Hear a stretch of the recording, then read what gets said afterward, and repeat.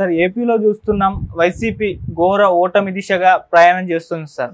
So ఈ gap లో మరి జగన్మోహన్ రెడ్డి గారు కూడా మొన్నటి వరకు ఆపద్ధర్మ ముఖ్యమంత్రిగా ఉన్నారుగా, ఇప్పుడు తన రాజీనామాని గవర్నర్ గారికి అందించడానికి వెళ్తున్నట్టుగా కూడా మనకు సమాచారం అందడం చూస్తున్నాం.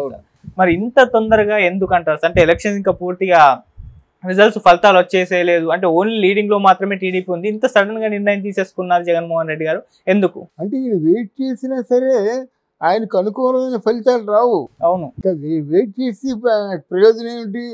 నెక్ టు నెక్ ఫైట్ ఉన్నప్పుడు వెయిట్ చేయొచ్చు. ఉండు మధ్యాహ్నం మనకి అది ఆ వాటర్ తిరగబడతారు, మనకి పెద్ద మెజారిటీ ఇస్తారు అనేటువంటి ధైర్యం ఉంటే ఉండొచ్చు. ఆల్మోస్ట్ అక్కడ అసలు అంతకుముందు ఈయన ఎలా గెలిచాడో అంతకంటే చాలా వైభవంగా గెలుస్తున్నాడు చంద్రబాబు నాయుడు. తెలుగుదేశానికి 23 సీట్లు వచ్చాయి లాస్ట్ టైము, చెప్పుకోవచ్చు కదా. ఇప్పుడు అది లేదు, 23 కూడా రావటం లేదు కదా. మరి ఇంకెందుకు? మధ్యాహ్నం అయిపోయింది, ఇప్పుడు 1:30 అయిపోతుంది. మా కష్టమైతే కౌంటింగ్ 3 గంటలు 4 గంటలు ఉంటుంది, 5 గంటలకు కౌంటింగ్ క్లోజ్ అయిపోతుంది. ఇంకెందుకు వేస్ట్? ఇప్పటికీ రాలేదు కదా, ఇంకా వచ్చే అవకాశాలు లేవు.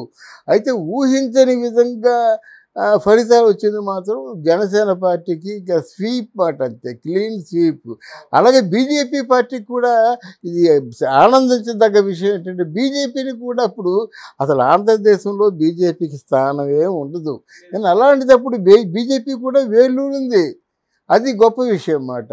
మరి ఎన్ని చూసిన తర్వాత మరికి ఎందుకు? మళ్ళీ ఎవరో ఫోన్లు చేస్తుంటారు, ఆ ఫోన్ పెద్దలు అన్ని ఫోన్లకి సమాధానం చెప్పాల్సిన అవసరం లేదు కదా. పైగా పెద్ద అబద్ధం కూడా చెప్పాడు, నాకు అసలు నా ఫోనే లేదన్నాడు. స్కావెంజర్స్ తుడుస్తూ ఫోన్లు మాట్లాడుకుంటున్న ఈ రోజుల్లో ఆయన ఫోన్లు అయిపోవడం విడ్డోరు. బట్ ఏదైనప్పుడు కూడా మిగతా వాళ్ళు సమాధానం చెప్పాలి కదా. ఇప్పుడు ఆయనకి దగ్గరలో ఎవరు ఉండరు, ఈ సజ్జల రామకృష్ణారెడ్డి, సాయిరెడ్డి వీళ్ళందరూ పారిపోతారు. ఎవరో ఇంట్లో బాగోలేదనో, హార్ట్ అటాక్ వచ్చిందనో, మొత్తానికి ఏదో వంకలతో వెళ్ళిపోతారన్నమాట. మళ్ళీ 2-3 రోజుల వరకు కలుసుకునే మార్గం లేదు, ఎవరిని దగ్గర రానివ్వడు.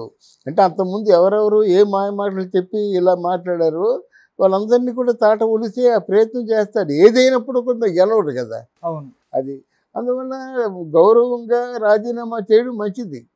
ఇప్పటిసరికి రాజీనామా చేస్తూ ఉంటాడన్నమాట. కాకపోతే ఆంధ్రప్రదేశ్ ముఖ్యమంత్రి కాదు, ఆపద్ధర్మ ముఖ్యమంత్రి కాదు. అది సార్ జగన్మోహన్ రెడ్డి గారు డైరెక్ట్ గా వెళ్ళి గవర్నర్ గారికి లెటర్ ఇస్తారా, లేకుంటే మామూలుగా లెటర్ రాసి ఎవరితో అన్న పంపించేస్తారా? అంటే మనం కొన్నిసార్లు చూసాము అలా కూడా. అలా గవర్నర్కి పంపించకూడదు, అలా ముఖ్యమంత్రి స్థాయిలో ఉన్న వ్యక్తి పంపించకూడదు. ఏవైనా మామూలు వాళ్ళ ఆలోచనలు చెప్పచ్చు. కానీ ఇప్పుడు మిగతా వాళ్ళు కూడా ముఖ్యమంత్రి రాసినప్పుడు వాళ్ళు చాలా క్లియర్గా రాస్తారన్నమాట. పర్సనల్ సెక్రటరీ ఎవరు ఉంటారు, పిఆర్ఓ, ఇప్పుడు వాళ్ళకి రాస్తారన్నమాట. ఉంటే డైరెక్ట్గా ఇస్తారు. సహజంగా రాజీనామా చేసినప్పుడు ఫేస్ చేయలేరు కదా, అందువలన పంపిస్తారు వాళ్ళు, మినిస్టర్లు వాళ్ళును, ఎమ్మెల్యేలను. ఇలా కాదు కదా, ఎంటైర్ ఆంధ్రప్రదేశ్ బాధ్యతలు ఈ రోజు నుంచి నేను వదిలించుకుంటున్నాను మహాప్రభు అని చెప్పడం, ఆ కిరీటం తీసి గవర్నర్ గారి వేదిక మీద పెట్టడం మాట. అందువల్ల ఇతనే వెళ్తాడు. ఇవాళ నుంచి Jaganmohan Reddy is nowhere concerned with the Andhra Pradesh as chief minister.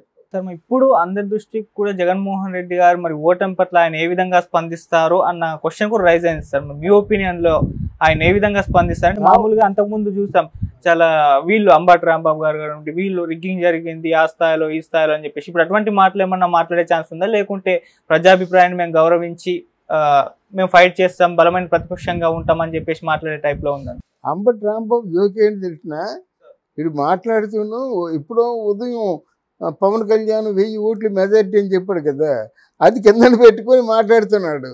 చూసావా ప్రజలు తీర్పు ఎలాగుందో, 1000 ఓట్లు అంటున్నాడు అన్నమాట. అంటే ఇంత చిన్న తలకాయలు ఉన్నాయి కాబట్టి ఇంత దారుణంగా ఓడిపోతున్నారు. బై దిస్ టైం అక్కడ యాక్చువల్గా అథారిటేటివ్గా ఎంత ఉందో అదే మనం చెప్పాలి. ఎప్పుడో ఉదయం 1000 ఓట్లు మెజారిటీ అని చెప్పిందని దాన్ని మళ్ళీ ఇప్పుడు చూపిస్తున్నట్టే ఎంత బుద్ధిహీనుడు. అయితే మనకి జగన్మోహన్ రెడ్డి గారిని అడిగారు కదా, జగన్మోహన్ రెడ్డికి సింక్ అవ్వద్దు. ఒకసారి ఇవన్నీ రీడ్లో తిరుగుతాయి అన్నమాట. అంటే పదవిలో చక్కెర కానించి ఎవరెవరు ఎలా మిస్గైడ్ చేశారు, చెప్తున్నాను కదా ప్రజావేదిక, ఇవన్నీ ఎవరు ప్రేరణ లేకుండా చేయరు కదా. ఎవరు ఎంత మేరకు మిస్గైడ్ చేశారు, ఎవరెవరికి ఎంతెంత ప్రాపర్టీస్ కూడాయి, తన అనుచరులు పెద్దిరెడ్డి రామచంద్రరెడ్డి తక్కువ, అలాగే చాలా విజయసాయి రెడ్డి మామూలు తక్కువ, ఇలాగ చాలామంది రోజా తక్కువ, రాణి తక్కువ, కేంద్రం ఇవన్నీ చూసి అంటే 1000 కోట్లు సంపాదించారు వీళ్ళు. అవును. అందువల్ల ఇవన్నీ చక్రంలో తిరిసే మాట. అయితే ఇప్పుడు ఒకటి ఏదైనా రివీల్ చేసుకొని పశ్చాత్తాపడినా సరే ఇక జరగవలసినటువంటి ప్రయోజనం ఏమి లేదు.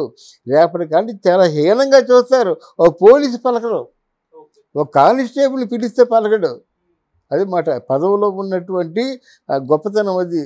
పదవి అన్నది సహజంగా రాజకీయాల్లో పదవి అన్నది మనిషి రక్తం రుచి మరిగినటువంటి పెద్ద పులి మనస్తత్వం లాంటిది.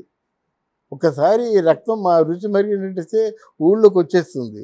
అలాగే ఒకసారి పదవి రుచి మరిగినట్టయితే ఇళ్ళు, వాకిళ్ళు, పొలాలు, పుట్టలు ఏం తరలిపోతున్నా సరే ఆ నలుగురిని వెనకేసుకొని తిరగాలి. రోజుకి ఒకసారైనా మీటింగ్లో మాట్లాడాలి. అది కోల్పోతాడు. మామూలుగా సార్ జగన్మోహన్ రెడ్డి గారు ఊహించి ఉంటారా ఇంత ఘోర పరాభవం చూస్తాము అని చెప్పేసి? అంటే 151 పైగానే వస్తాయని చెప్పేసి అంతకుముందు ఐపాక్ సర్వేకి మనం చెప్పడం కూడా మనం చూసాం. మరి అంతలో ఇటువంటి రిజల్ట్స్ ఆయన అసలు ఎక్స్పెక్ట్ చేసి ఉంటారా సార్? వాళ్ళు ఫూల్ చేశారండి. వాళ్ళు చెప్పారు సర్వే, ఇక్కడ వాళ్ళకి ఇద్దరికి ఏదో చిన్న లోపాకరంగా గొడవ జరిగిందట, డబ్బు ఇవ్వనని చెప్పారట. వాళ్ళు ప్లే చేశారన్నమాట. మీకు 150 పైగా గెలిచేస్తారని చెప్పారన్నమాట. ఈయన ఆలోచించుకోవాలి కదండి. మన బలహీనత మనం ఆలోచించుకోవాలి. ఎదుటివాడు ఎప్పుడు గొప్ప అప్పుడు నీకెంత మంచివాళ్ళు లేడంటాడు, నీకెంత చెడ్డవాళ్ళు లేడంటారు. ఏకఛత్రాధిపత్యంగా ఆంధ్రదేశంలో నువ్వే సీఎం అంటారు. ఆయనకి ఆలోచించుకోవాలి కదా, ఎక్కడ నాకు అటాక్ ఇస్తారు, ఎక్కడ నేను కొంచెం వీక్గా ఉన్నాను ఆలోచించుకోవాలి. ఆలోచించుకుంటే ఎవడో చెప్తే నమ్మేసి నువ్వు మాట్లాడితే ఎలాగవుద్ది? ఇది ఎలా ఉంటుందండి? భట్టరాజులు ఉంటారు చూసారా, భట్టరాజులు ఎప్పుడు ఎంత తప్పు చేసినా పొగుడుతూనే ఉంటారు. అలాగే ఇటుపక్క విజయసాయి రెడ్డి, అటుపక్క సజ్జల రామకృష్ణారెడ్డి వాళ్ళ మాటలు నమ్మావు కానీ, ఎవరైతే పవన్ కళ్యాణ్ పెళ్ళాలు అని తిట్టే వాళ్ళ మాటలు నమ్మావు కానీ, ఎవరైతే చంద్రబాబు నాయుడిని వారి భార్యని తిట్టే వాళ్ళని నమ్మావు కానీ, నీ కళ్ళతో చూసావా నువ్వు? నీ బుద్ధితో ఆలోచించావా? ఎన్ని ఆలోచించుకుంటావు సార్? నేను ఎందుకు ఆలోచించాలి, ఎందుకు ఇంత మూర్ఖంగా ప్రవర్తించాను? డెఫినెట్గా ఏదేమైనప్పుడు కూడా నీకు ఎక్కడ స్థానం, నీ డబ్బును చూసి గౌరవం ఇస్తే నీకంటే డబ్బున్న చాలామంది ఉన్నారు. అవును. కనుక నేను పదం చూసే గౌరవిస్తారు. అంటే పదం అంటే మామూలు పదవ. ఆంధ్రప్రదేశ్ అంతా ఆంధ్రప్రదేశ్కి మగుటం లేని మహారాజు లాంటి పదవి. అని చెప్తే ఏదైనా జరిగిపోవాల్సింది. మొత్తం ఇన్ని 40 పోలీసు బలగాలు ఉన్నారు, అందరూ నీ చేతుల్లో ఉండేటువంటి పని. అలాగే కోర్టు నీ చేతుల్లో ఉంది, పోలీస్ పవర్ నీ చేతుల్లో ఉంది, ల్యాండ్స్ నీ చేతుల్లో ఉంది, రెవెన్యూ నీ చేతుల్లో ఉంది. అందువల్ల ఇంత గొప్ప అవకాశాన్ని చేతిలో జారవించుకున్నాడు. ఎప్పుడు 151 సీట్లతో మ్యాండేట్ ఇచ్చినప్పుడు కూడా. అది ఓకే. సో ఇప్పుడైతే మరి జగన్మోహన్ రెడ్డి గారు రాజీనామా చేయడానికి అయితే వెళ్తున్నారు. మరోవైపు అందరూ కూడా చంద్రబాబు నాయుడు గారు ప్రమాణ స్వీకారం కోసం వెయిట్ చేస్తున్నారు.